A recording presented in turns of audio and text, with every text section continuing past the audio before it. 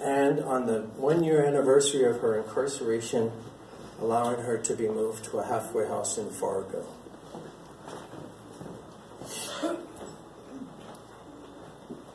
But she's still in custody.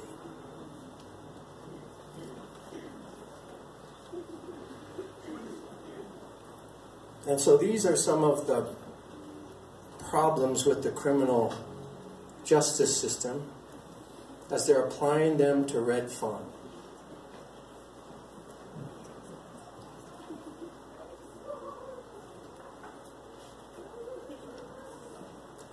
With all these cops arrayed against her, because there was no one who really saw what happened when she was arrested from the water protector side, because the cops created a barrier for no one to be able to see.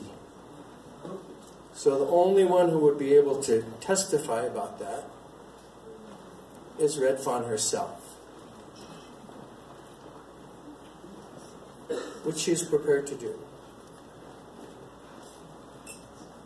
But as you can imagine, there's a great deal of trauma that goes along with being violently arrested. Any of you who watched the videotape, you saw that she was walking by herself down the line of officers. They grabbed her from behind, threw her on her back, and then immediately surrounded her and jumped on top of her. I want to tell you a couple things about criminal procedure that have evolved. And I'm not one, these guys know, I'm not one who's a big electoral politics person. I'm kind of an anarchist,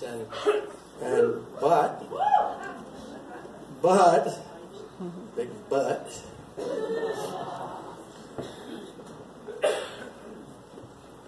if that Senate doesn't get flipped this November,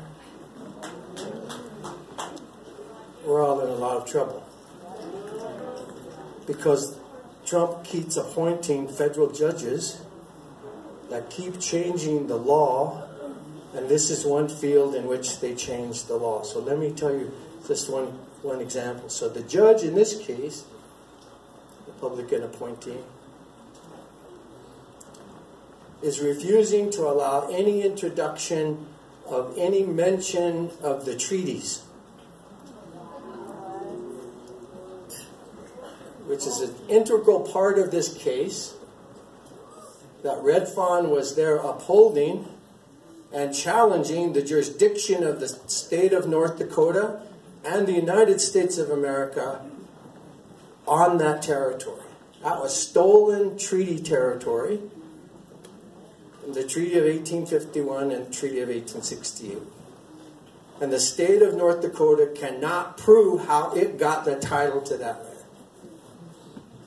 But the judge doesn't want any discussion of that. Doesn't want any question about challenging the jurisdiction of the court. So that applies in this case.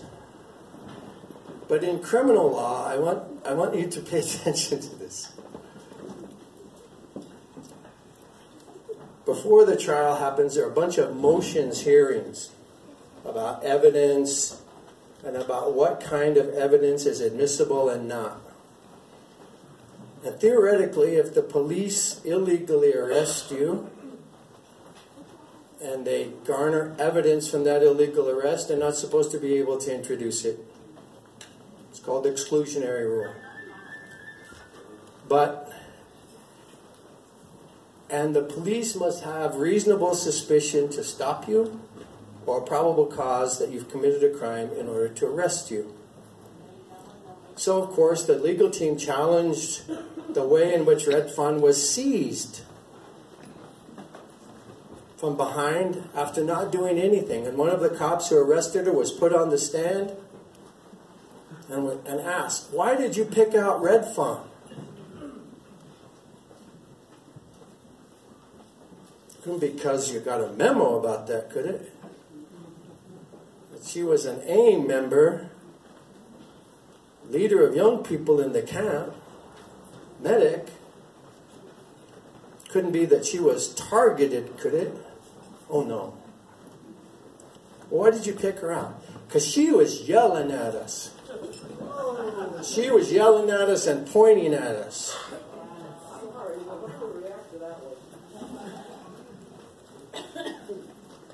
Well, what was she yelling at you? You know, that stuff they were yelling that day. Water is life. This is treaty land. Really? That was threatening to you? Well, it was the way she was saying it. Water is life.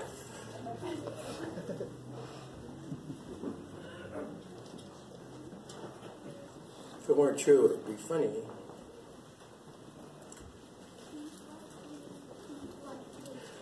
So then the cop grabs her from behind and throws her down.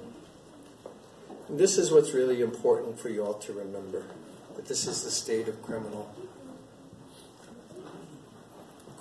procedure these days. They throw her on the ground, and the judge says, well, even if the original seizure of her was impermissible, if a cop arrests you illegally and then you resist that arrest, that's a separate charge, you know. So that's a separate charge that is the predicate to allow them then to search you. So even though the first reason for arrest was impermissible, if you pull your arm away from a cop and say, what the hell? You're resisting arrest, and that constitutes a separate second charge. This then allows them to search you and use that evidence against you, which is what the judge ruled in this case. Even though when she was knocked down, 3 fully riot-clad cops jumped on top of her, one with his gun drawn in her back, and yet they said she resisted. And the judge believed them.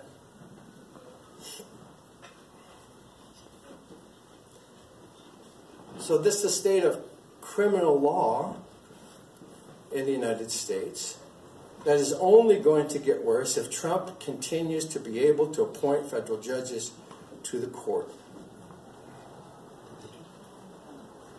Now, I'm going to try to wrap this up. There's 2 things that people are perplexed about in particular. Our defense team was prepared to go to trial a week from this Monday in Fargo, North Dakota. And some of you will remember a previous event we had here, a press conference we had when she was first arrested, in which we said,